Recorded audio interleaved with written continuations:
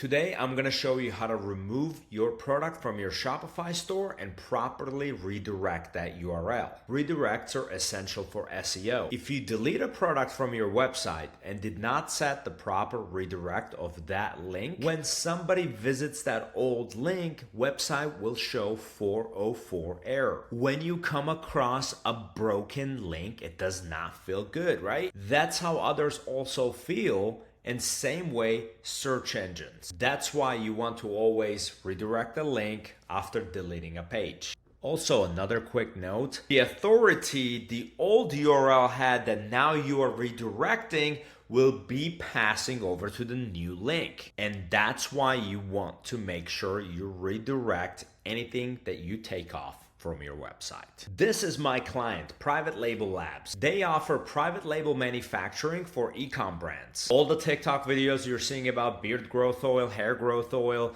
beef tallow, some of the top brands these guys are behind. In this particular case, they've asked me to remove this product because they will no longer offer these ingredients. So I thought to myself, what a nice way that we can make an example of how to do this properly so you guys don't make a mistake about it. If you Google private label beef tallow and scroll all the way down here, you'll see that we rank right here. Now that's this URL right here. This is the page that ranks for mother keywords that we want for beef tallow. So our plan is to go ahead and delete this product, then create a redirect to this page. Keep in mind, when you're doing this, make sure you have two tabs opened with the original link that you're going to delete and redirect, and the new link that you're going to redirect to. This way, it's gonna be much easier to do this. In order to delete the product, go to the Products tab, find the product that you're deleting, in our case this, and hit the Select button, and click the three dots, and click Delete